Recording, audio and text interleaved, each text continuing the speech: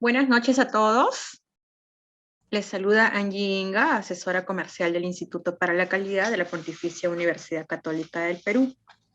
Bien, a nombre del instituto les damos la bienvenida al Masterclass programado para el día de hoy, ISO 21001, Gestión de la Calidad para Organizaciones y Servicios Educativos.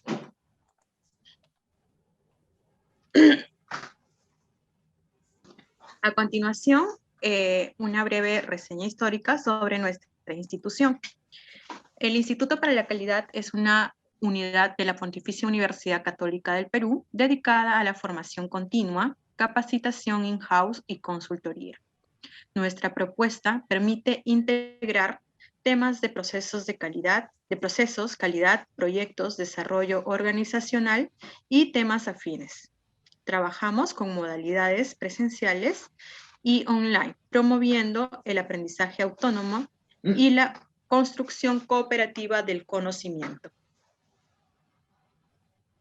Nuestra calidad de servicio está respaldada por la certificación ISO 9001 y la acreditación de IACET que asegura la formación por competencias. Como les mencioné al inicio, el Masterclass programado para el día de hoy es ISO 21001, Gestión de la Calidad para Organizaciones y Servicios Educativos, el cual está a cargo de nuestra especialista, la profesora Mónica Puertas, quien es doctora en Ingeniería Industrial por parte de la University of South Florida en Estados Unidos. También es máster en Ingeniería Industrial por la Universidad de Puerto Rico y University of South Florida, Estados Unidos. También es ingeniera industrial en la Pontificia Universidad Católica del Perú. Cuenta con conocimientos de la gestión de calidad y ambiental por parte de la Universidad Reutlingen de Alemania. Asimismo, es auditor líder ISO 9001 en Alemania. Cuenta además con experiencia en consultoría y capacitación en gestión de la calidad y ambiental, incluyendo ISO 9001, ISO 14001, ISO 15189, ISO IS 17020, ISO IS 17065 e ISO IS 17025. A continuación, les voy a dar pase a la profesora Puertas, quien está encargada de desarrollar el Masterclass. Adelante, profesora. Muchas gracias, Angie. Buenas noches, bienvenidos todos a esta charla. Como Angie comentó y ustedes han visto ahí, si bien hablamos de servicios educativos, en mi expertise no menciono el tema de la ISO 21001, que es lo que vamos a tratar en la noche de hoy, pero no se preocupen, yo he venido trabajando en la universidad desde el año 95, actualmente soy directora académica en el Instituto para la Calidad y básicamente me encargo de los servicios de consultoría. Sin embargo, he trabajado esta norma desde hace muchísimo tiempo, la que vamos a revisar ahora o la que vamos a conversar de alguna manera, pero se basa principalmente en la norma ISO 9001. Y por eso es que la experiencia de alguna manera está dada de esa forma, ¿no? Como les decía, el equipo con el que trabajo se encarga de hacer servicios de consultoría y capacitación a empresa. Y bueno, hemos venido trabajando con varias instituciones educativas ya a lo largo de los últimos 4 o 5 años implementando sistemas de gestión, ¿no?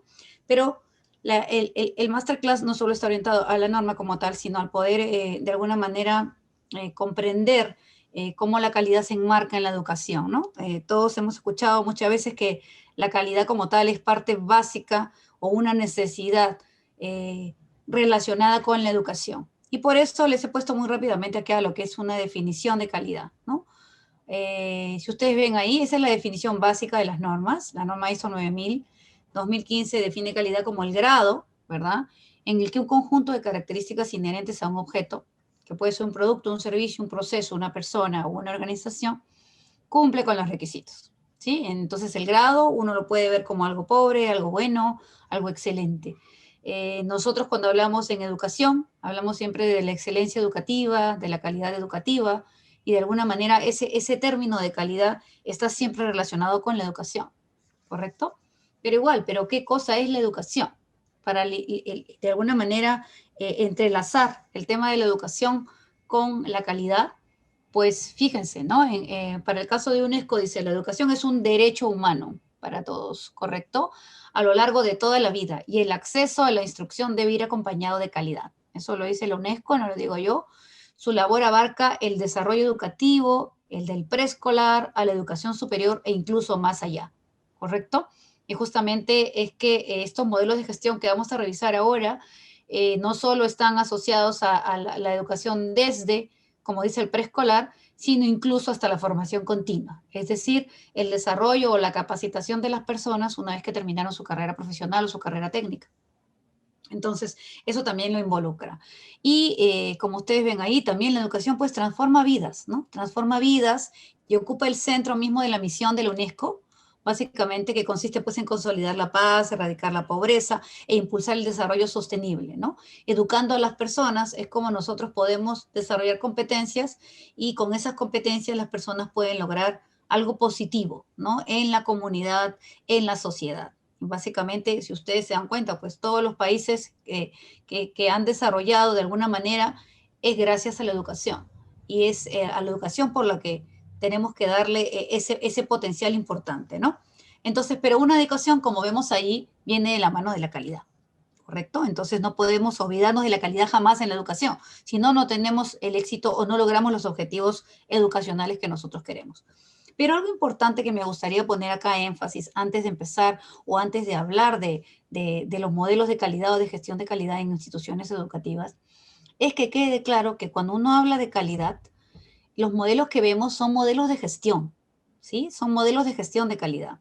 Y muchas veces en nuestra cabeza tenemos varios conceptos o de alguna manera diferenciados de lo que es la gestión de la calidad. La gestión de la calidad, por definición, como ustedes ven ahí, abarca varias cosas, ¿verdad? Abarca desde la planificación, que es cómo nosotros establecemos los objetivos y planificamos qué vamos a hacer para lograr nuestros objetivos, qué recursos necesitamos, qué personas, ¿no? Hablamos de qué docentes, qué recursos en infraestructura. Ese tipo de actividades están asociadas a la planificación. Pero la gestión también involucra el aseguramiento de la calidad. Ustedes estarán pensando, cuando escuchan aseguramiento, muchos de ustedes que están en el sector vendrá a su cabeza, los estándares del modelo de acreditación, ¿verdad? Sin embargo, en el estándar del modelo de acreditación habla de aseguramiento de la calidad, pero aseguramiento de la calidad es un pedacito de la gestión de la calidad. No es todo, es una parte nada más. Y por definición, el aseguramiento son todas las actividades adicionales que nosotros hacemos para asegurar que vamos a cumplir con los requerimientos que nos hemos establecido.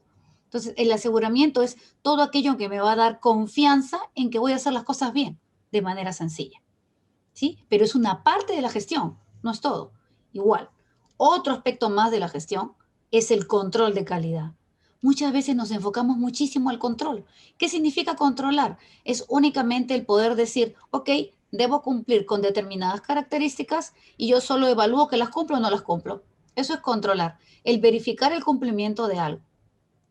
Si nos quedamos únicamente en la planificación, no llegamos a mucho. Si nos quedamos únicamente en la parte del aseguramiento de actividades, podemos sin querer lograr, pero tenemos que también trabajar de la mano con el control. Nuevamente, si nos quedamos únicamente con el control, con verificar que si nosotros programamos 5 clases que tengan tantas horas y que cumplen determinado currículo, con verificar eso solo lo controlamos, no llegamos a más, ¿correcto? Y por eso es que la gestión de la calidad involucra más, involucra también la parte de la mejora. La parte de la mejora es justamente esa parte de la gestión que nos ayuda a aumentar nuestra capacidad para cumplir con esos requerimientos. Y por eso viene el seguimiento. Muchos de ustedes que también estarán pensando en el tema de acreditación, vendrá a su cabeza los planes de mejora, ¿no? Sin planes de mejora yo no puedo hacer cambios, yo no puedo llegar más adelante, ¿correcto?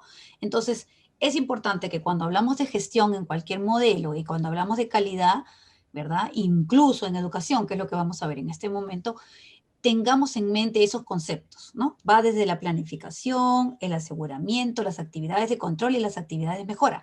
Y todas esas actividades son diferentes, pero todas aportan a la gestión de la calidad, ¿ya?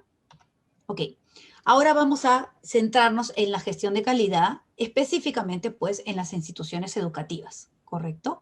Entonces vamos a hablar de la norma ISO 21001. La norma ISO 21001 se basa principalmente en la norma 9001. Muchos habrán escuchado hablar, la norma de 9001 es un modelo aplicado a nivel internacional que muchos conocemos, ¿verdad? Pero que está muy orientada a las empresas productivas, al sector productivo, al sector servicios en general, pero no es específico para la educación. Y por eso es que en el año 2017 se trabaja esta norma, sale la norma en el año 2018, tenemos una norma aprobada que es justamente gestión en organizaciones educativas, ¿no? Sistemas de gestión en organizaciones educativas. Entonces, desde ese punto de vista, esta norma, este modelo que involucra todo lo que yo ya he explicado un poquito antes, este modelo lo que hace es, tiene una serie de requisitos, ¿no? Que son requisitos genéricos, que son aplicables a cualquier institución, nuevamente, desde un pequeño colegio, desde un pequeño nido, como le llamamos acá, ¿no es cierto? Decimos a la educación inicial o al preescolar, desde algo muy pequeñito hasta la formación continua. Entonces, es aplicable a cualquier tipo de organización. ¿Qué es lo que hace? Es una norma, ok, todos los requisitos que estén asociados los utiliza de alguna manera, ¿no? A través de un plan de estudios o una planificación del programa, del curso o de lo que fuera, ¿verdad? La organización utiliza ese plan o programa de estudios y le da un soporte, ¿no? Eso de alguna manera, ¿qué es lo que genera? Ese plan brinda un soporte con una serie de recursos administrativos que tenemos, da un soporte principal para el desarrollo de las competencias, ¿correcto? Porque lo que nosotros queremos lograr en educación es desarrollar competencias. Queremos que las personas sean capaces de hacer algo al final de nuestro curso, al final de nuestro programa, al final de nuestro año escolar, al final de nuestra carrera, al final de lo que fuera, luego de un servicio de capacitación, ¿correcto? Entonces, ¿qué es lo que nosotros queremos hacer? Es que a través de esos requisitos y un programa o una planificación, un plan, nosotros demos soporte para desarrollar esas competencias, ¿verdad? A través del proceso de enseñanza, la parte del aprendizaje y también a través de la investigación. Digamos que son canales importantes. Muchas veces uno dice, ay, pero eso me suena a mí a educación superior, ¿no? Porque investigación de alguna forma la orientamos mucho en educación superior. Sin embargo, en general se refiere a investigación de manera diversa, que también se puede generar en otros niveles, en nivel técnico, incluso en nivel escolar. Y no solo hablamos del aprendizaje de las personas, nuevamente, como el estudiante, sino hablamos del aprendizaje y del conocimiento de todas las partes interesadas e involucradas. Quiere decir, nosotros como docentes también, yo soy docente desde el año 97 en la Universidad Católica, como les dijo Angie, yo soy ingeniero industrial de la PUC, y desde los 97 tengo docencia, y de alguna manera lo que quería decir es que esta parte del aprendizaje o de gestión del conocimiento no está orientado únicamente a que el estudiante desarrolle las competencias, sino lo importante es que también habla de las personas, tanto el personal administrativo como el personal docente que trabaja en la institución educativa. ¿Correcto? Entonces, la aplicación, como ya lo comenté, es muy amplia. Podemos hablar de la educación básica o técnico-productiva, podemos hablar de la educación superior universitaria o educación superior técnica, podemos hablar, por ejemplo, de la educación a distancia a través del e-learning, podemos hablar de los institutos y las escuelas de educación superior, ¿verdad? Podemos hablar de la educación presencial, podemos hablar de la educación semipresencial, independientemente de cómo nosotros vayamos a dar esa educación. Esta norma o este modelo 21001 es aplicable a cualquier tipo o cualquier forma de poder nosotros desarrollar competencias en estudiantes, ¿verdad? Nosotros vamos a llamar estudiantes independientemente de la edad, ¿correcto? Entonces, la aplicación es muy amplia. Ahora, ¿cuál es el contenido de este modelo? Esa es una forma general de poder explicarles el contenido. Les decía que la estructura principal de la norma está asociada a o basada en la norma 9001.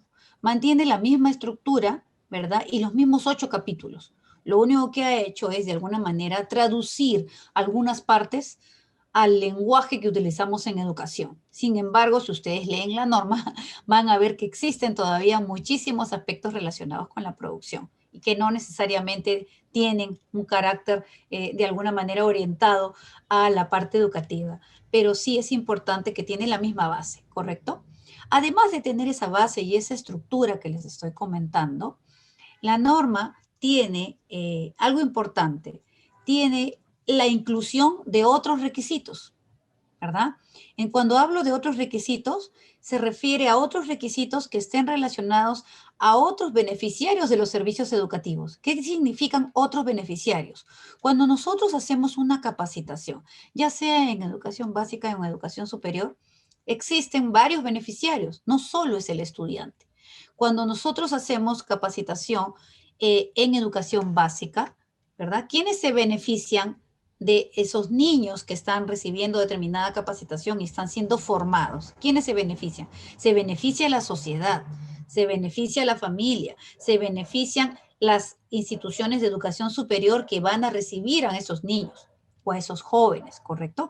Entonces hay otros beneficiarios. Lo mismo ocurre en educación superior. Nosotros formamos profesionales que van al mercado laboral. ¿Quiénes se benefician de esos profesionales y que nosotros los hayamos formado con calidad? Las empresas que van a recibir a esos profesionales, el Estado que recibe a profesionales mejores formados. ¿Quién más?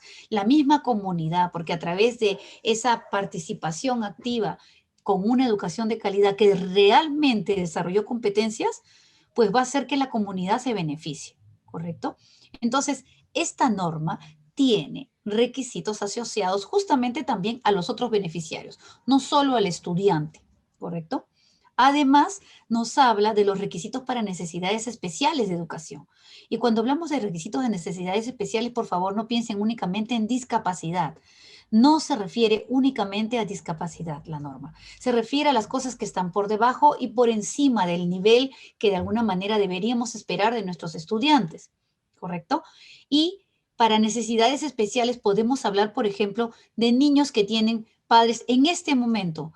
Ante la situación en que estamos, tenemos muchos jóvenes con los padres enfermos, con padres que han fallecido por el tema de la pandemia. Pero olvidémonos del tema de la pandemia. Podrían haber jóvenes que tengan problemas en la casa, ¿verdad? Padres divorciados, padres separados, que de alguna manera han impactado en el comportamiento de un niño, incluso de jóvenes. Hay jóvenes que también les afecta la separación de los padres porque están acostumbrados a vivir con los padres.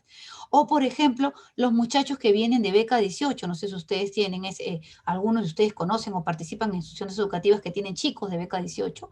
Los chicos, los muchachos de beca 18, pues vienen a la capital o a instituciones, ¿no? Vienen de una escuela donde probablemente eran el número uno de su escuela, en un pueblo pequeño, alejado de la ciudad, a una cultura y a un contexto diferente, a vivir solos. Esos niños, esos jóvenes, yo digo niños a veces, necesitan soporte, necesitan ayuda para poder enfrentarse y salir adelante, ¿verdad? Entonces, a la situación en la que se enfrentan en las universidades donde vienen. En Católica recibimos muchachos con beca 18. Entonces, hablo de necesidades especiales indistintamente de por qué y no solo de discapacidades, no solo hablemos de personas que tienen discapacidades. Para eso hay requerimientos de ley que ya nos obligan a tener en cuenta algunas cosas con personas con discapacidades. Sin embargo, también esta norma también ve temas de responsabilidad social, temas de equidad, temas de requisitos de protección y transparencia de los datos del estudiante y el tema de la conducta ética, ¿verdad? El tema de la conducta ética que no nos dice que debamos tener cursos de ética en todos los programas, sino habla de la ética y cómo nosotros transmitimos. Muchas veces uno dice con el ejemplo, ¿verdad? Uno demuestra la ética a sus alumnos, pero también hay a través de las actividades que se hacen dentro de la institución educativa. Bueno, ¿qué más tiene esta norma? Esta norma tiene unos anexos. Un anexo específico que es para educación inicial, ¿sí? En ese anexo de educación inicial hay temas, por ejemplo, que están relacionados con las instalaciones, con la forma como nos comunicamos con los niños, cómo hacemos planes de aprendizaje individualizados según las necesidades de las criaturas, cómo es el tema de recepción y entrega de los niños, por ejemplo, ¿no? Qué tan importante es el poder verificar quién nos deja y a quién le entregamos esos niños cuando estamos en educación inicial. O cuando hay enfermedades, ¿no? Cómo cuidamos el caso de una enfermedad dentro de la institución educativa o los materiales didácticos. Es decir, en este anexo, en esta norma, se plasma mucha información relacionada específica desde el punto de vista del aprendizaje que debe tener un niño pequeño. Y también tenemos otro anexo con consideraciones de seguridad y salud, ¿no? Ahí se habla del tema de la integridad física y también de la parte psicológica. Y ojo, este modelo de gestión, nuevamente, no solo piensa en el estudiante, sino también piensa en ustedes como docentes o como personal administrativo de una institución educativa. Y por eso cuando habla de que incluye la integridad física y psicológica, habla del personal, de los estudiantes y de otros beneficiarios. Esos tres grandes rubros se ven en muchos de los requisitos de la norma y se observan de esa manera, ¿no? Habla los estudiantes, el personal y los otros beneficiarios, ¿ya? El personal es una parte interesada importante dentro de la gestión de calidad en educación, ¿no? Los docentes y el personal administrativo somos una base importante para poder llevar a cabo esta actividad. ¿Cuáles son los beneficios de trabajar con un modelo estandarizado, digámoslo así, que es de conocimiento de nivel internacional, ¿no? A ver, recuerden apagar sus micrófonos mientras estamos haciendo la presentación. Luego vamos para que todos puedan escuchar. Muchas gracias. Les decía que los beneficios de poder tener o contar con un modelo que ya ha sido probado, que ya ha sido utilizado en muchos países, porque ISO tiene más de 162 países en el mundo y sus normas o los certificados de 9001, que es la base de esta norma, son muchísimos alrededor del mundo, ¿correcto? Entonces, los beneficios son justamente el poder estandarizar determinadas actividades, ¿no? Y ofrecer la calidad del servicio de la misma manera. Y cuando hablamos de estandarizar, ojo, no pensemos, cuando los educadores muchas veces se le dice, tenemos que estandarizar todo, el docente cree que le vamos a quitar su libertad de cátedra. Eso no es cierto. Las experiencias que uno trae consigo las trae aquí, las trae de lo que uno ha vivido, ¿correcto? Lo que se habla de la estandarización es que los procesos estén estandarizados, tengan una valla mínima y que en el caso del el proceso justamente en el que involucra el que dictemos una clase, ¿verdad? Por lo menos haya un plan de sesión donde no solo se cubran los tópicos que se tienen que cubrir, sino se evalúe de la manera que corresponde. ¿Sí? Si bien, como digo yo siempre, el docente tiene su sal y su pimienta, ¿verdad? Para hacer la clase, debemos establecer las pautas mínimas. No es dable que un docente en un curso, ¿verdad? Porque le tocó a ese docente enseñe de una manera y diga ABC, y que otro docente en el mismo curso que lo dicta, por ejemplo, estoy hablando por un ejemplo en educación superior, ¿no? Aunque podría darse el caso que en educación básica también tengamos varios profesores que dicten el mismo curso.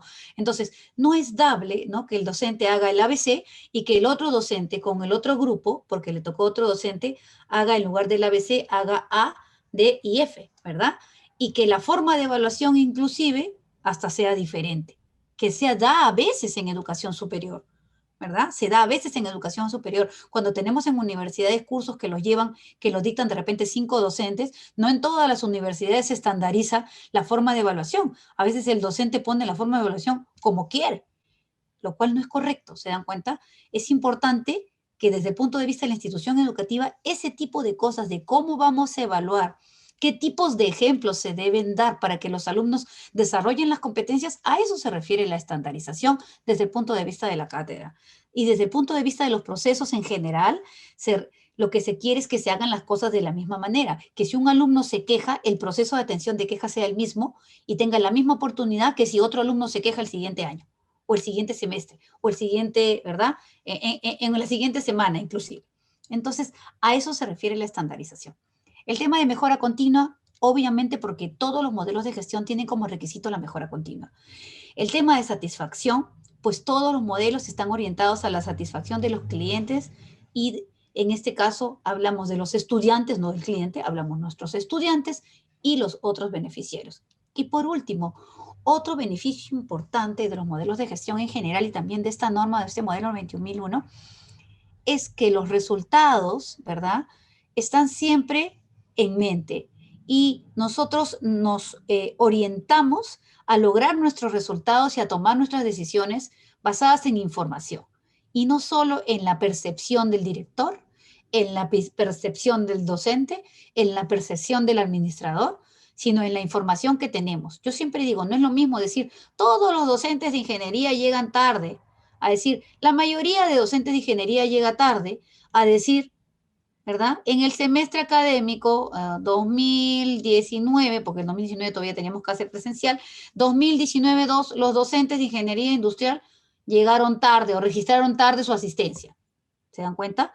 En el último caso tengo evidencia, tengo información que sustenta lo que yo digo, ¿no? De que, voy a decir así claramente, el 70% de los docentes de ingeniería industrial llegaron tarde en el 2019 o marcaron tarde la asistencia en el 2019-1, por decirlo así.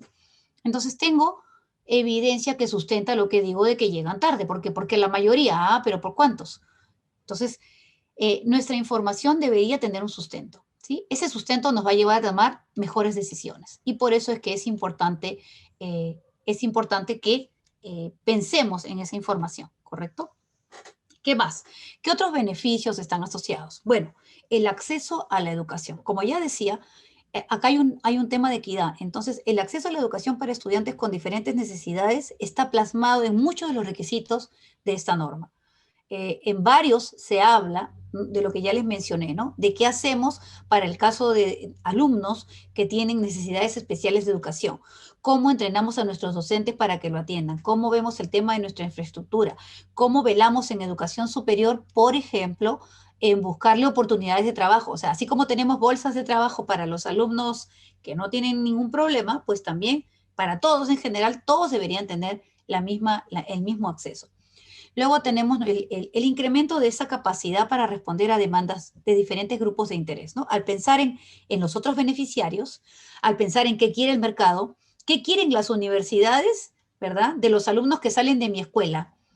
¿Qué universidades? Pues yo tengo información porque he recopilado más o menos a dónde van mis egresados, ¿correcto? Entonces yo como escuela, yo como colegio, sé a qué tipos de instituciones educativas van mis egresados. Los que están en mi región, los que están en mi ciudad, muchos de mis alumnos se van al extranjero, se van a Lima o se van a qué universidades, muchos de mis alumnos se van a determinadas, entonces uno tiene información y puede preguntar a esos grupos de interés que son el mercado laboral que va a llevar a los de educación superior. Lo mismo con la escuela básica y lo mismo con educación inicial. ¿Dónde van nuestros pequeñitos, verdad? ¿A qué escuelas van? Nuevamente voy a buscar en mi ámbito regional y averiguar qué es lo que pasa, ¿verdad? Y además, pues porque se orienta a esos otros beneficiarios, ¿no? Esos otros beneficiarios para lograr, de alguna manera, que tengamos sostenibilidad. ¿Sí? No solo pensamos en los estudiantes de hoy, pensamos en los estudiantes de hoy, en los estudiantes de mañana y en las necesidades de esos estudiantes y de todos aquellos que se van a beneficiar con las competencias que nosotros estamos desarrollando en nuestros chicos, en nuestros jóvenes. ¿Correcto? Ok. Ahora voy a hablarles muy rápidamente de los principios, ¿sí? Ya un poco he mencionado sobre la base en la cual se plasma esta norma. Los principios de gestión son los que ustedes ven ahí. Son 11 principios.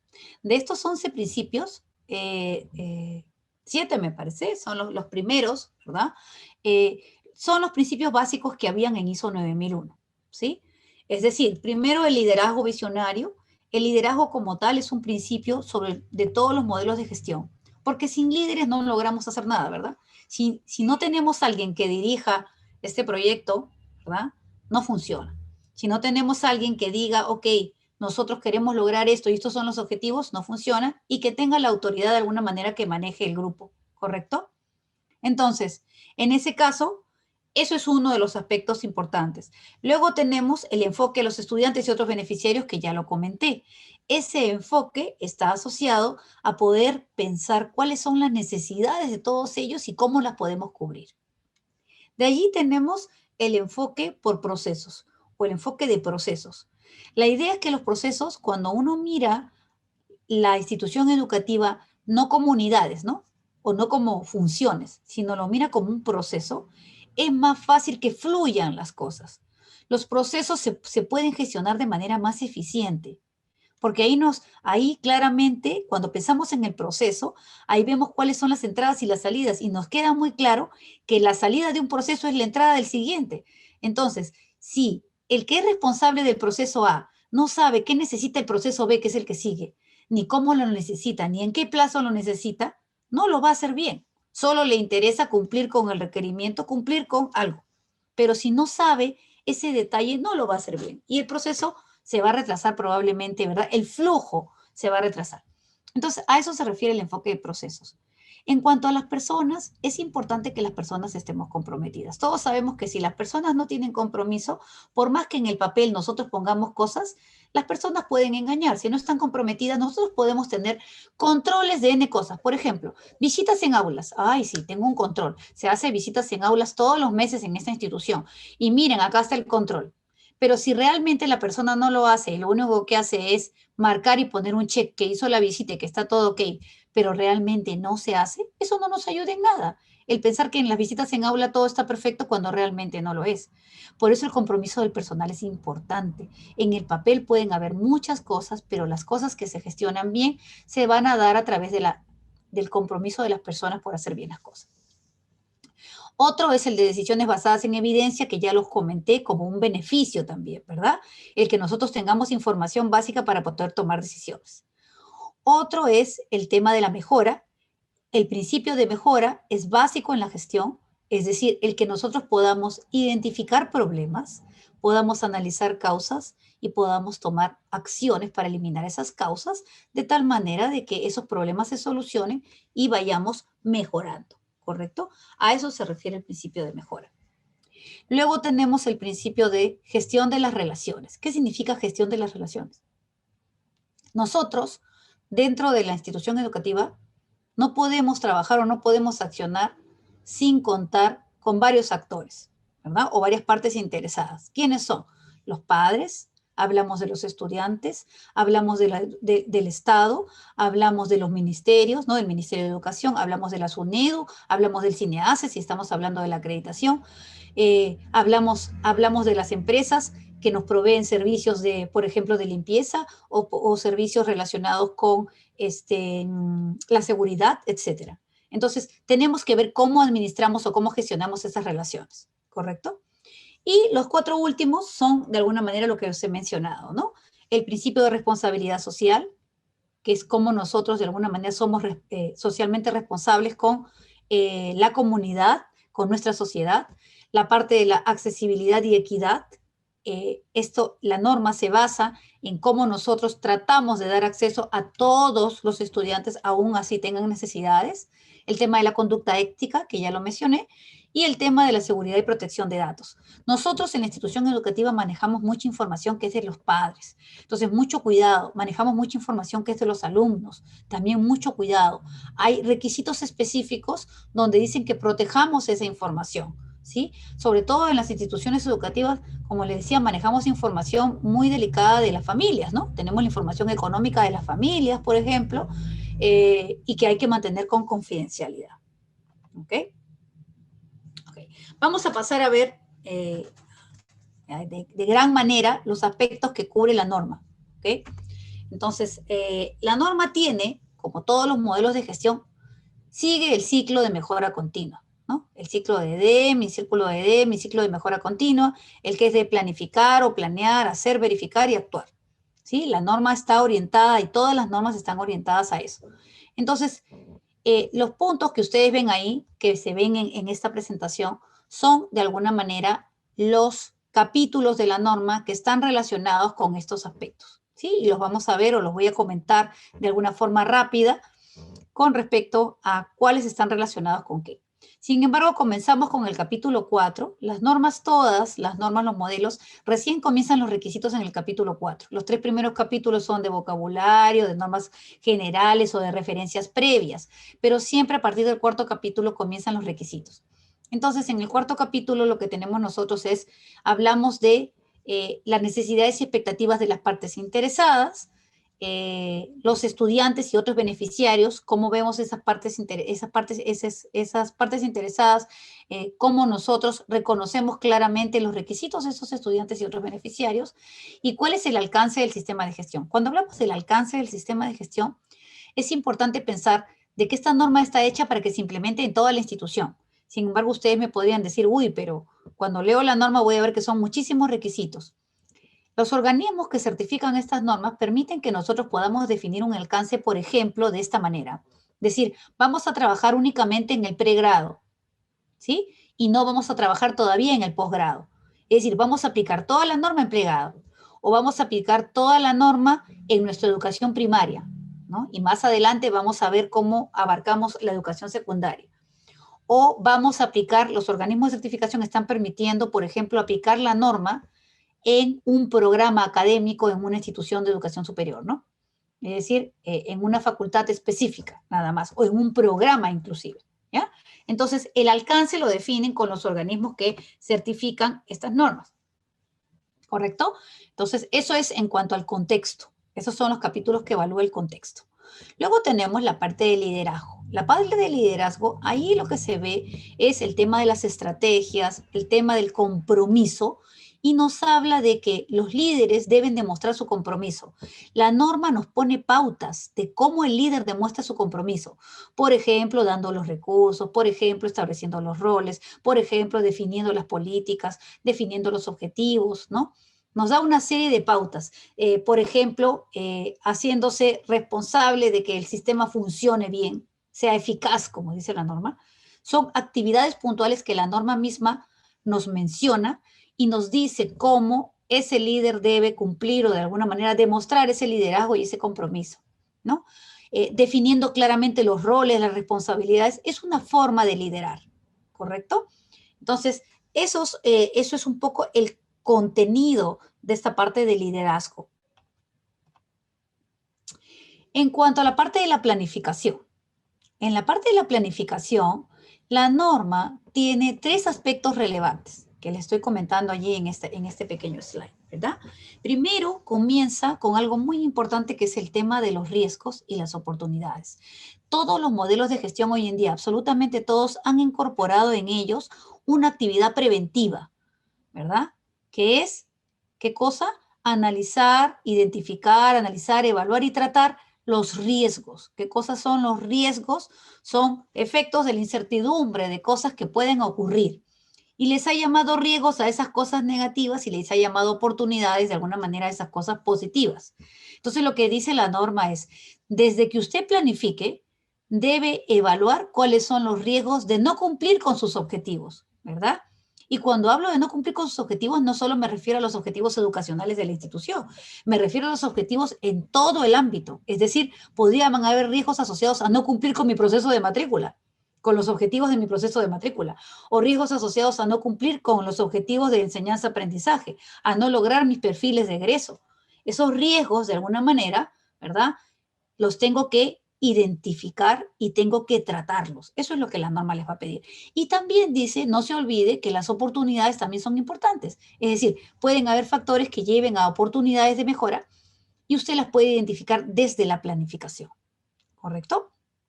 El segundo aspecto que la norma habla en el tema de planificación es justamente el tema de los objetivos educacionales y cómo los logramos, ¿no? Entonces, en este punto lo que la norma exige o de alguna manera comenta o pone como requisito es que lo básico, uno define los objetivos y tiene que decir cómo los va a cumplir. Y cuando dice cómo los va a cumplir, ¿qué dice? Dice con qué recursos, quién lo va a hacer, en qué plazo, ¿verdad? En qué plazo lo hago, con qué recursos, quién lo va a hacer, cómo va a ser mi cronograma, ¿no? Quiénes tienen las actividades. Y hay algo más. Nos dice que desde la planificación nosotros definamos cómo vamos a evaluar, ¿verdad? Este plan que tenemos. Es decir, nos exige un plan, pero también nos exige de cómo lo vamos a evaluar, ¿no? Entonces, ¿qué se hace? ¿Cómo se hace? ¿Quién lo hace? ¿Con qué lo hace? ¿Y cómo lo evalúa? De alguna manera son 5 puntos clave que están dentro de este gran rubro que se llama objetivos educacionales y su planificación, ¿sí? Y por último está el tema de la planificación de los cambios. ¿Qué es lo que dice en esta norma?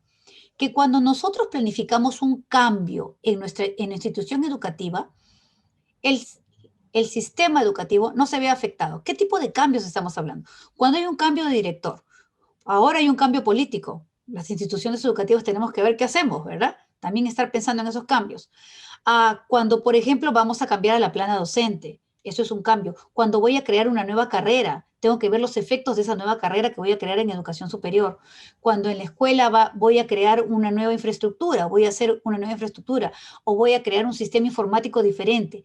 Lo importante es que nadie se vea afectado por ese cambio y por eso los cambios deben ser planificados. Ahora, Ustedes me dirán, pero hay imprevistos. Sí hay imprevistos, ¿correcto? Entonces, cuando ocurre un imprevisto, lo que uno hace es planificar frente al imprevisto, ¿qué hago yo, verdad? Para mitigar esos efectos que puede tener ese imprevisto. De tal manera, nuevamente, que mis alumnos no se vean afectados. Si estamos hablando de que tengo que construir, pues de repente construir o armar algo que va a hacer mucho ruido luego de las horas de clase, si fuera en presencial. Ahora que estamos en virtual, estamos hablando de otra cosa, pero igual, ¿no? A veces se escucha el ruido. Eh, a eso me refiero con los cambios, ¿no? Y la planificación tiene que ser como todos los planes. ¿Qué se va a hacer? ¿Cuándo se va a hacer? ¿Cómo se va a hacer? Lo mismo que he dicho anteriormente, con qué recursos se van a hacer, etc.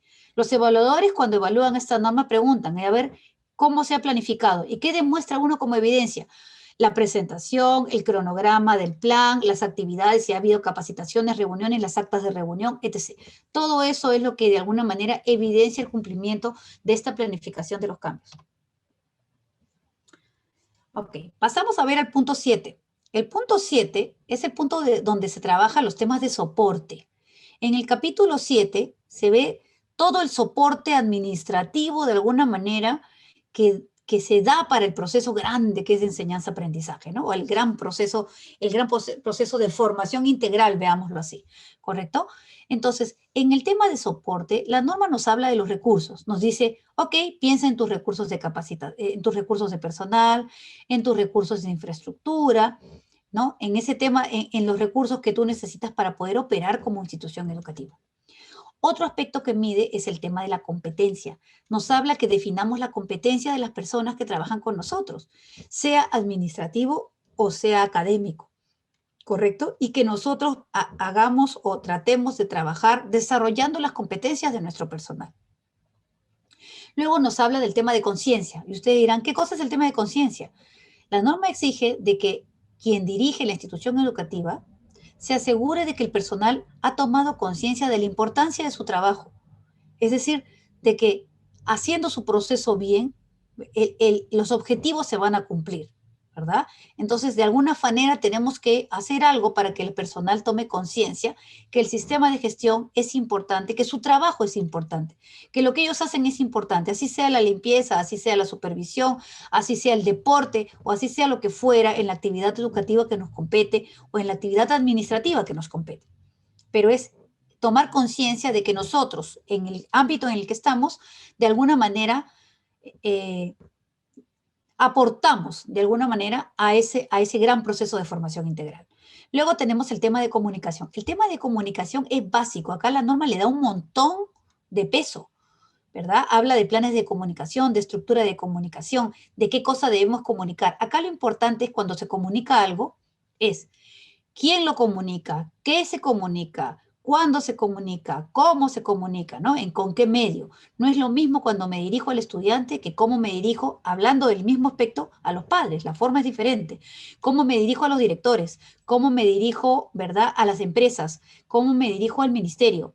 La misma comunicación, y ustedes saben, de repente muchos de ustedes son educadores de educación primaria. Yo me acuerdo, creo que en primaria, no sé si en cuarto o quinto grado, me enseñaron el proceso de emisión, receptor, ¿verdad? Y el canal de comunicación, y que nos centráramos en saber, a veces quien emite no lo hace bien, a veces el canal de comunicación y a veces el receptor que entiende cualquier cosa. Ok, justamente los requisitos que están aquí en esta norma de comunicación se refieren a eso. En mi experiencia, en mis años de experiencia como auditora, porque yo también soy auditora desde hace muchísimos años, desde el año 97 que empecé a auditar con Indecopi, sistemas de gestión, muchos de los problemas que hay, al final cuando se analiza la causa, son por problemas de comunicación, ¿sí? O son por problemas de gestión. O sea, los procedimientos están mal diseñados y hacen que la gente se equivoque o hacen que la gente se demore o la comunicación es tan mala que no llega, pues no llega a donde debe. O llega de manera inoportuna cuando ya no sirve, ¿verdad? Cuando ya no la necesitamos. O sea, ya fue. Entonces, en ese sentido, mucho cuidado porque la comunicación es vital. Y por último, nos habla del tema de la información documentada. En cuanto a información documentada, se refiere a toda la documentación que de alguna manera sustenta la actividad, ¿correcto? A eso se refiere la información documentada. Registros, documentos, procedimientos, etc. ¿Correcto? Y pasamos al último capítulo. El último capítulo de la parte central, porque tenemos dos capítulos más. Este capítulo es el capítulo de operación, Suena feo, ¿verdad? Suena a producción. Le ha mantenido el mismo nombre, como le llama en ISO 9001, pero acá lo que se habla es el core de la institución educativa, cómo planificamos y controlamos el servicio como tal, qué requisitos tienen los productos y servicios educativos. Cuando la norma habla de producto educativo, se refiere a los libros que utilizamos, a las constancias que emitimos como producto físico. Y cuando habla del servicio educativo, es del servicio que hacemos, ¿no? Del brindar el servicio de educación como tal, ¿no?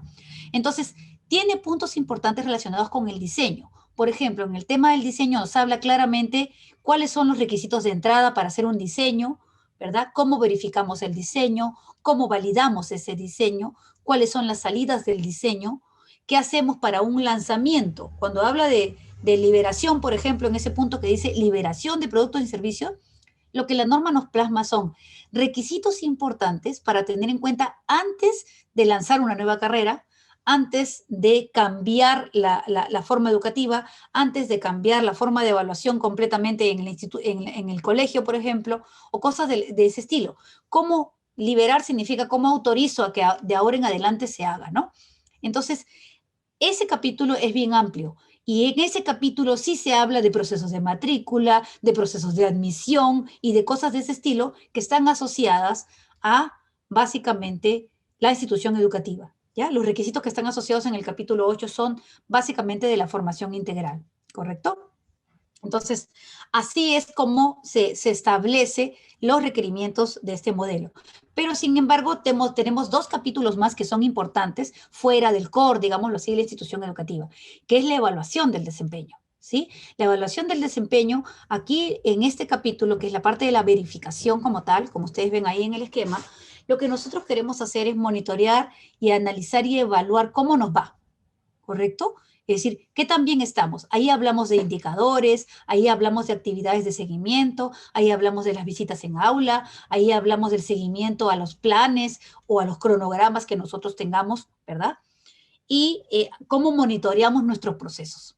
El otro punto que de auditoría interna, ustedes lo habrán escuchado. Todos los modelos de gestión tienen este y el siguiente.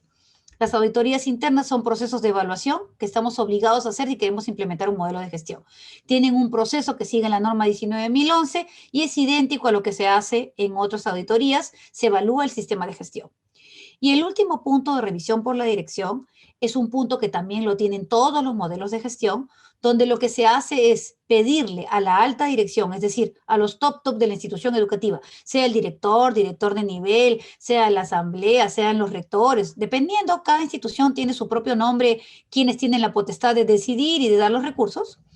Esas personas que la norma le llama alta dirección, pues están obligadas a sentarse una vez, ¿verdad? En algún momento y a analizar todo lo que pasa con el sistema. Y se les obliga a que lo analicen y se les obliga a que tomen acciones en relación a la mejora de su sistema. Eso es un requisito de todos los modelos de gestión. Es el momento para que se enteren de todo lo que pasa. Y la norma misma nos provee de qué elementos son los elementos de entrada, qué elementos son los elementos de salida también. ¿Correcto? Eso es en cuanto a la evaluación de desempeño. Y para cerrar, el último capítulo es el capítulo de mejora. En el capítulo de mejora se abre en dos grandes rubros, ¿no? El tema de las no conformidades y las acciones correctivas y el tema de la mejora continua como tal. Entonces, ahí nos habla la norma de que, por ejemplo, las no conformidades son los incumplimientos de requisitos desde el punto de vista de definición. Esas no conformidades, cómo las registramos, cómo las analizamos, cómo vemos la causa, cómo tomamos las acciones para que esas no conformidades no se vuelvan a repetir, ¿correcto? Entonces, allí están los requisitos relacionados básicamente al tema de acción correctiva y cómo nosotros manejamos esto. Y por último, tenemos los requisitos relacionados a la mejora como tal, ¿correcto? Los requisitos relacionados a la mejora. Es decir, qué actividades nosotros hacemos para mejorar, cómo son nuestros planes, qué oportunidades tomamos de alguna forma, y esos son requisitos específicos de este punto. ¿Ok? Y eso básicamente es el modelo 21.001. He tratado de resumirlo lo mejor posible y lo más rápido posible. La norma es bastante larga, tiene muchos requisitos. Algunos de esos requisitos se no se contraponen, sino se ven, digamos, cruzados en distintos capítulos. Entonces uno a veces dice, pero esto ya me dijo, ¿no? Por ejemplo, el tema de planificación de cambios nos lo repite en varios puntos, ¿no? Entonces uno piensa, uy, pero esto ya me lo dijo la norma. Sí, pero lo vuelve a repetir y lo vuelve a poner en blanco y negro, ¿no? Eso es un poco el detalle, ¿ok? Vamos a ver algunas conclusiones ya para cerrar esta parte. Algo importante de estos modelos es que implementar el modelo siguiendo los requisitos de 21001 implica demostrar competencia, ¿no? Una competencia importante para poder ofrecer un servicio educativo a cualquier nivel, ¿no? Ya sea educación inicial, ya sea básica, superior, o como les dije, también para formación continua. Eso también se puede aplicar para formación continua. Y además, otra conclusión importante es que la organización educativa, cuando se hablamos de calidad, ustedes ya han visto, involucra muchos aspectos de la gestión relacionados con el desarrollo de las competencias, con el logro de los aprendizajes de nuestros alumnos, pero también no deja de lado para nada, ¿verdad?, el tema de una adecuada gestión que brinde el soporte necesario para lograr esos objetivos educacionales y que realmente le sirva a la organización para cumplir con su misión. Nosotros tenemos una misión, que es lo más importante, ¿verdad? Nosotros también tenemos visiones, sí, claro, queremos ser de manera internacional, queremos salir aquí o salir allá, pero eso es lo que la institución quiere, pero de alguna forma lo primero es nuestra misión como educadores, que es lo más importante. Nosotros queremos que los chicos en el nivel en que están desarrollen las competencias necesarias para que sean exitosos más adelante y para que generen cosas buenas en nuestra comunidad, para que nuestro país desarrolle, ¿verdad? Entonces, es importante no perder de la mano eso. ¿Y qué ocurre? Muchas veces tenemos muy buenos profesionales como docentes, quizás, ¿verdad? Incluso podemos tener muy buenos administrativos, pero si el proceso de la gestión no está bien enmarcado como proceso y no fluye, igual perdemos, igual no logramos lo que queremos. Entonces, mucho cuidado, ¿no? Por ejemplo, eso de que un alumno no pueda postular, un alumno de educación superior, porque no sale su cartón, porque no sale su resolución, porque no sale su certificado, pierda una oportunidad laboral, no es dable. Y eso únicamente por un proceso administrativo, porque no le dieron el certificado o el documento. Entonces, mucho cuidado con eso. ¿Ok? Bueno, esto es un poco el tema. No sé si tienen preguntas. Vamos a ver el chat, si pueden poner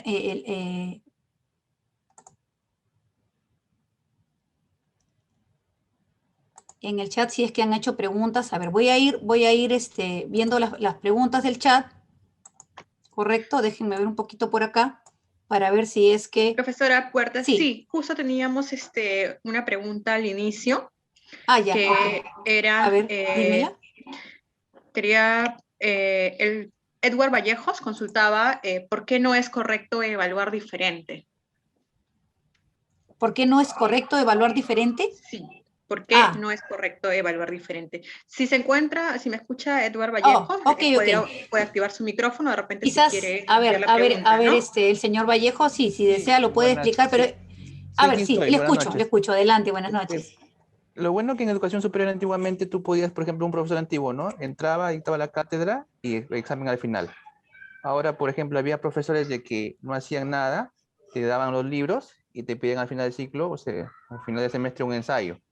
O hay otros que te iban a la cancha y te decían, ustedes van a hacer aula invertida, ustedes van, ¿cómo se llama? Entonces, el hecho de que se estandarice, como que te quita un poquito de libertad. O sea, yo sé que es necesario porque hay muchos profesores que son simplemente, la verdad que no enseñan bien, están por política, pero al estandarizar le quitas libertad, ¿no? Porque hay docentes, por ejemplo, en medicina. En medicina, por ejemplo, algún profesor, un doctor que es, bueno, se le ocurre una idea loca de que, ¿saben cosa? Ustedes que son estudiantes de medicina, se van al hospital y van a ser pacientes hoy día. Entonces, ¿eso cómo lo evalúas? Correcto.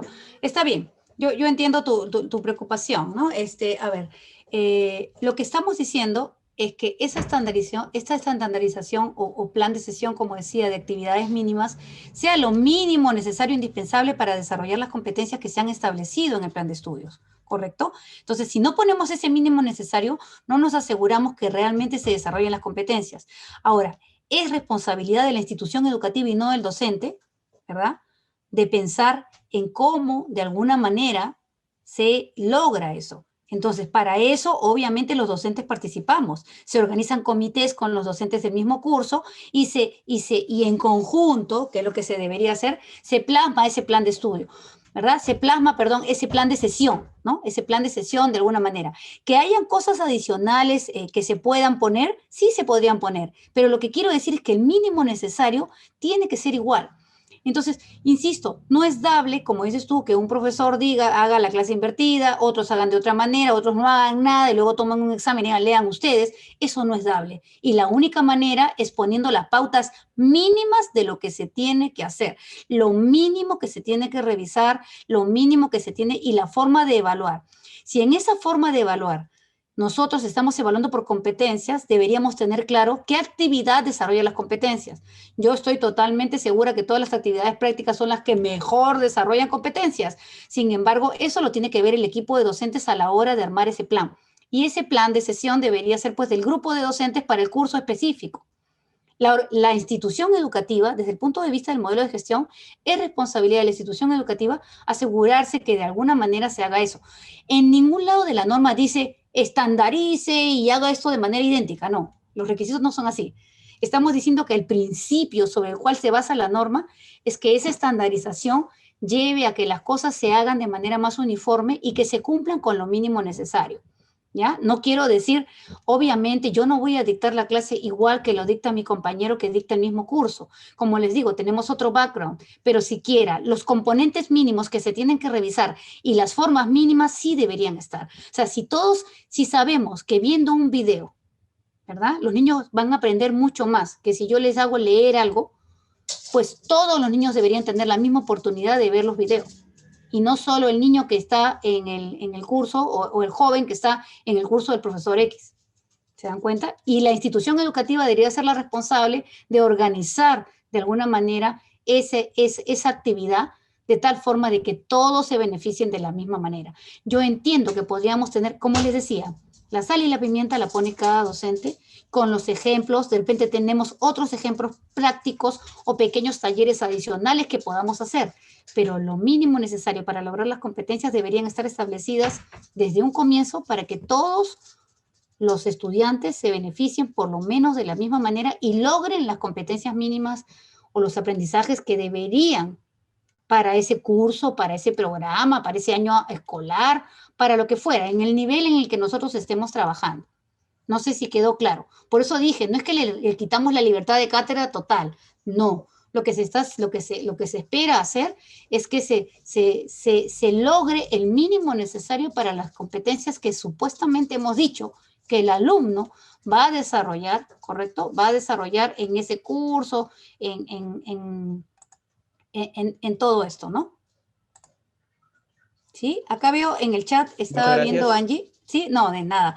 Es importante aclararlo, ¿no? Porque a veces uno cree que cuando dicen estandarizar, entonces ya mejor pues que alguien lea el material. Si el material es estandarizado, pues léelo y ya, se acabó. No, ¿correcto? ¿Por qué? Porque ahí la experiencia del docente vale mucho en cómo explica ese material. Yo les hago un comentario. Por ejemplo, nosotros en el instituto tenemos la acreditación de IACET, que es una acreditación de un organismo americano para formación continua, ¿correcto? Tenemos certificado también 9001 con la extensión de 20001, pero tenemos esa acreditación que es para formación continua. Uno de los requerimientos así de IACET para formación continua sí era que nosotros tuviéramos material estandarizado. La norma 21001 no habla de material estandarizado. Yo les estoy diciendo que ciertos aspectos de la enseñanza-aprendizaje sí deberían estar estandarizados porque ayuda justamente con este principio de poder trabajar de alguna manera, ¿verdad? Lograr esas competencias como decíamos, ¿no? Déjenme ver entonces, Y tenemos una segunda consulta. Unas consultas, sí, estoy mirando el chat justo, ¿no? Sí, sobre Isabel Cristina. A ver. Indica, buenas noches, ¿el diseño y desarrollo genera como producto los sílabos de la institución? Ya, estamos viendo, a ver, en el diseño y desarrollo va a depender de qué estemos hablando del diseño. ¿Estás hablando del diseño de un plan de estudios? Probablemente sí. depende de lo que estés diseñando, cuál es el producto. Pero obviamente en el diseño yo tengo que tener un diseño que es del sílabo. Y en el diseño del sílabo, ustedes saben, ¿verdad? Está el detalle, cuando diseñamos los sílabos, o sea, no solo diseñamos sumillas estamos hablando de cosas generales o de contenidos. Cuando diseñamos el sílabo, en el sílabo diseñamos el detalle exactamente de cómo se va a hacer, cuáles son los contenidos, incluso por sesión, qué cosas se debe hacer, cómo se va a evaluar el aprendizaje en cada sesión, y cómo se va a evaluar al final las competencias o capacidades como lo hayan definido ustedes al finalizar el curso, al finalizar el programa. Va a depender de qué cosa estemos diseñando. Pero sí, se refiere a todo eso en cuanto a nivel, ¿ya? Nosotros, por ejemplo, en el instituto, nosotros tenemos eso, tenemos planes de sesión y por cada sesión tenemos un producto de aprendizaje, ¿no? Un producto de aprendizaje que es lo que va a demostrar las capacidades que ustedes van generando de alguna manera por cada sesión de trabajo, ¿no? Veo Angie, otras consultas acá, ¿no? ¿Puedo Sí. utilizar Canvas para capacitación, difundir y evaluar los colaboradores de una empresa financiera? El uso de la plataforma, ustedes pueden utilizar la plataforma que deseen, ¿no? Hay una consulta sobre Canvas. Pueden utilizar Blackboard, Canvas, lo que ustedes quieran, mientras que nos permitan seguir trabajando de manera virtual. Cuando regresemos a la actividad presencial, vamos a depender de lo que SUNEDU permita o no permita en cuanto a la actividad semipresencial, ¿no? Porque todavía no nos permiten tener, por ejemplo, programas totalmente virtuales a nivel maestrías, doctorados, para los que estamos en educación superior, ¿no? Tenemos que mantener una parte presencial. Las plataformas que utilicemos pueden ser cualquiera, ¿ok? Después dice, diseño aplica al sílabo. En la norma se colocan varios anexos. Dentro de esos anexos son obligatorios cumplir. La mayoría de los anexos como tal de la norma nos dan pautas, ¿sí? O sea, nos dan pautas de cosas en las que debemos pensar a la hora de implementar, por ejemplo, si estamos hablando en educación inicial. Nos dice considere ABC, pero no nos dice en ningún lado qué hacer. O sea, no nos dice debe tener tal cosa o tal documento. No es de esa manera el anexo. El anexo de alguna forma nos da una serie de pautas a tener en cuenta, a revisar aspectos que son importantes si nosotros vamos a trabajar en ese nivel educativo, ¿sí? La norma indica una serie de partes interesadas. ¿Es necesario considerar todas o solo los que aplican a mi realidad? Eso es de la señorita Espinosa. Mire, las partes interesadas, yo puedo identificar muchas. En algunos puntos de la norma me dice claramente las partes interesadas pertinentes. Las pertinentes a mi contexto. Eso es importante y una muy buena pregunta. Son las pertinentes a mi contexto. Si yo estoy en la región, en la región costa o en la región sierra, en el norte, en el sur, el contexto es diferente. El contexto social, el contexto político, el contexto económico, si soy una entidad pública, si soy una entidad privada, todo ese contexto es distinto. Entonces, las partes interesadas son las partes interesadas en muchos casos pertinentes a mi contexto, ¿correcto? Sí, es a mi realidad. No se preocupen por eso, porque en todos lados hay una parte importante que habla del contexto y por eso esas partes interesadas están asociadas a ese contexto, ¿no? ¿Qué más? Si ya tenemos ISO 9001, ¿qué consideraciones debe tener en cuenta para migrar a la 21001? Muy pocas. Más es si tenemos 9001, la parte de gestión, de alguna manera, por proceso ya la hemos de haber manejado. Básicamente tenemos que enfocarnos en los últimos principios, que la 9001 no mira. El tema de la responsabilidad social, el tema del manejo de datos, el tema de ética, por ejemplo, ¿no?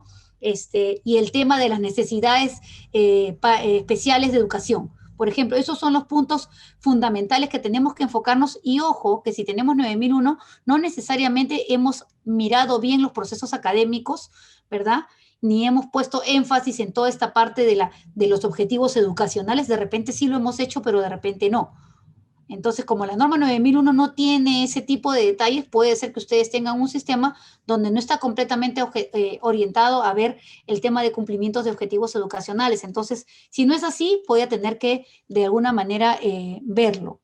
Pero básicamente, lo más importante es el tema de los 4 principios que no estaban relacionados, el tema de equidad y el tema de las necesidades especiales de educación, como les decía, y el de protección de información, ¿no?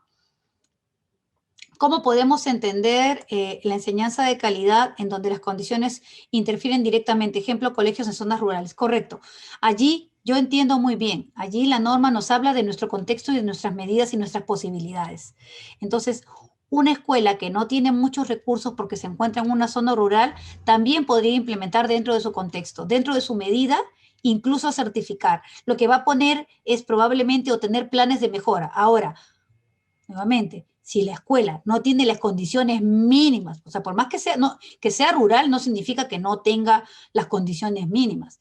Estamos hablando de otro aspecto importante en la educación aquí en nuestro país, ¿no? O sea, si tenemos una escuela que tiene licencia para funcionar de alguna manera, pero no tiene ni siquiera las condiciones mínimas para ser una escuela, probablemente ahí no podemos hablar de un sistema de gestión todavía. Ahí primero tendríamos que llegar a lo básico mínimo para que los niños puedan aprender en la escuela las condiciones básicas mínimas antes de pensar en un sistema de gestión. O sea, ahí no pensaríamos en implementar. Pero que sea rural no implica nada. Simplemente que sea rural, dentro de su contexto rural, puede tener una buena gestión, ¿correcto? Y dentro de sus posibilidades puede tener una buena gestión. Pero si no cumple los requerimientos mínimos básicos, que yo entiendo, hay mucho en nuestro país, pues tenemos que ver, ya es un aspecto político que primero tenemos que saldar, ¿no? No pensemos en la gestión en ese momento, sino las condiciones mínimas de calidad para que funcione bien una escuela. Eso sería lo primero que pensar, antes de pensar en cómo vamos a gestionar todo lo adicional, ¿no? Eso no tendría sentido en este momento, ¿no? Y bueno, muchísimas gracias. Creo que esas son las preguntas que veo en el chat. Teníamos una pregunta de Gina Espinosa, profesora, que justo creo que no llegó a contestar. Ay, a ver, Indica, el requisito 8.3, diseño, ¿aplica al currículo y sílabos? pero eso es lo primero que conversábamos. Decíamos que el diseño, sí, el diseño estamos hablando en general, diseño de un programa, diseño de sílabos, lo que yo esté diseñando debe tener, cuando yo diseño un sílabo, también debo tener claro que se ha hecho alguna verificación y que se ha hecho una validación de que ese sílabo, porque tiene ese sílabo, debería tener las competencias, por ejemplo, que se van a desarrollar en ese curso. ¿Correcto? O capacidades, como le hayan llamado, ¿no? Hablamos depende de pequeñas competencias y solo hablamos de capacidades. Las capacidades que se hayan puesto en ese curso se tienen que cumplir, ¿correcto? Entonces, se tiene que hacer una verificación que realmente lo que hemos puesto ahí sirve para cumplir con esas o para desarrollar esas capacidades. Ahora, la validación, hay algo que no he comentado, pero que es importante. En educación o en los servicios como la educación, la validación real final solo se da una vez que se ejecuta el servicio. Sin embargo, muchas veces nosotros consideramos como validación de ese diseño la mirada de un grupo de expertos, ¿no? El juicio de expertos es una forma de validar. Sí, pero es una validación primaria, si quieren verlo así. Porque la validación como tal es la demostración que los requisitos para el uso sirven. Esa es la definición. Entonces, la validación realmente es cuando ya se dio. Yo para validar un programa solo lo voy a validar cuando ya terminó el programa y realmente puedo demostrar que las personas que terminaron desarrollaron las competencias y cumplen con ese perfil de egreso de ese programa. Sin embargo, yo puedo ir validando por año escolar, por periodo, por parte, pero la validación de un programa completo solo se da cuando termine. ¿Correcto? Entonces sí, el diseño aplica a todo. Estamos hablando a los currículos, estamos hablando también a los sílabos, que es lo que comenté al inicio, ¿no? ¿Ok? Bueno, muchísimas gracias con las preguntas. Si tienen otras preguntas, de repente pueden escribir al instituto. Con mucho gusto nosotros podemos alcanzar cualquier, ¿verdad? No solo yo, sino el grupo de expertos que trabajamos en el instituto. Nosotros podemos, de alguna forma, ayudarlos o guiarlos de alguna manera, ¿no? Independientemente de que estén participando de alguno de los servicios que nosotros ofrecemos, ¿no? Aquí solo quería comentarles la diplomatura que estamos por trabajar, por empezar, ¿verdad? Es una diplomatura de estudio justo en la norma, pues, que yo les acabo de comentar. Ya tenemos trabajando este programa y, digamos, tenemos trabajando esta temática ya desde hace varios años, ¿sí? Si ustedes ven ahí, los cursos o la parte temática está asociada a poder desarrollar las competencias para que ustedes implementen lo que yo les acabo de mostrar, ¿sí? Es importante que ustedes puedan conocer los requisitos, los mecanismos y las herramientas para implementar lo que pide esta norma, ¿no? Y sean capaces de poder implementarla y de poder auditarla. Ya vimos que un requerimiento es la auditoría, ¿correcto? Entonces, la idea de formar a los profesionales en esta diplomatura es que puedan ser entes activos de alguna forma, ¿verdad? Y por eso es que lo primero que vemos son temas de procesos, se basa en poder que ustedes aprendan cómo identificar sus procesos, de repente ya lo han hecho, pero cómo identificar sus procesos, cómo caracterizarlos, es decir, cómo saber cuáles son los requerimientos del proceso, ¿no? Cuáles son las entradas, cuáles son las salidas, qué recursos necesito, qué controles yo aplico sobre el proceso, qué mecanismos tengo yo para controlarlos, cómo interactúa ese proceso con otros procesos dentro de mi institución educativa. Luego tenemos el curso de interpretación de requisitos, donde es básicamente entender cada uno de los puntos de esta norma, que es larga, ¿no? Hay que revisar, así, nosotros hemos revisado un mapa grandote, hay que revisar cada requisito e ir identificando qué quiere decir el requisito. Luego tenemos la planificación de la implementación, es decir, vamos a aprender cómo hacer una implementación y cómo vamos a planificar una implementación del sistema de gestión con esta norma. Y luego tenemos un curso especial o específico para el tema de gestión de riesgo. ¿Sí? En el tema de gestión del riesgo es importante porque ahí hay que usar herramientas para gestionar los riesgos. ¿Y por qué se da énfasis a este curso? Porque es algo que, como todos los modelos de gestión han puesto en los últimos años, de alguna manera, si ustedes quieren también optar por una certificación, es un aspecto que siempre es visto, digamos, con mucha intensidad, el tema de riesgos y cómo los manejamos. Luego tenemos una formación como auditor, ¿verdad? Porque es importante que ustedes aprendan a evaluarse. Entonces se les capacita como auditor interno bajo la norma ISO 21001, la capacitación es bajo la norma 19011, como cualquier auditor de sistema de gestión, pero específico a poder auditar 21001. Y luego tenemos los cursos el curso relacionado, con las habilidades directivas para la implementación y mantenimiento del sistema. Es muy importante los temas de comunicación, los temas de cómo llego yo a mi alta dirección. Esas son las habilidades directivas. ¿Cómo hago para trabajar en equipo? ¿Cómo hago para comprometer a la gente en un proceso de implementación donde todo el mundo cree que el coordinador de calidad o el gerente de calidad o como le llamen es el que tiene que hacer todo, cuando eso no es cierto? Aquí en una implementación trabajamos todos ponemos el hombro. No por la vacunación, sino todos ponemos el hombro para que esto salga bien, ¿correcto? Entonces, luego de todo eso tenemos un trabajo integrador. El trabajo integrador lo que hace es justamente integrar lo que se va aprendiendo en cada uno de los cursos y se plasma en algo transversal, de tal manera que ustedes puedan ir viendo poco a poco cómo ustedes implementarían realmente en sus instituciones educativas este modelo 21001, ¿correcto? Bueno, eso es en cuanto a términos generales. No sé si, Hanji, tú quieras agregar algo más. Gracias, profesora. Sí, justamente realizar la invitación a todos los participantes a poder contactarse conmigo, a todos los interesados. Ahí en pantalla tienen el número de contacto y el correo electrónico, si desean obtener mayor detalle, ¿no?, sobre esta diplomatura, que como les mencionó la profesora, estamos iniciando el día 18 de junio, ¿sí? Actualmente nos encontramos con un descuento especial de pronto pago hasta fines de este mes, bien, que es del 20% de descuento por pago financiado y un 25% de descuento por pago al contado, ¿sí? Para mayor detalle, les informo que estaré compartiendo el link con la grabación de este masterclass y también la información detallada sobre nuestra diplomatura, bien, y me pondré en contacto con los que quieran recibir una información o una atención de manera personalizada. A nombre del Instituto para la Calidad, agradecemos una vez más por su participación, por su tiempo, y a usted, profesora, por brindarnos esta clase del día de hoy, que estoy segura que servirá y aportará en nuestra gestión diaria. Muy amable, gracias a todos, que tengan muy buenas noches.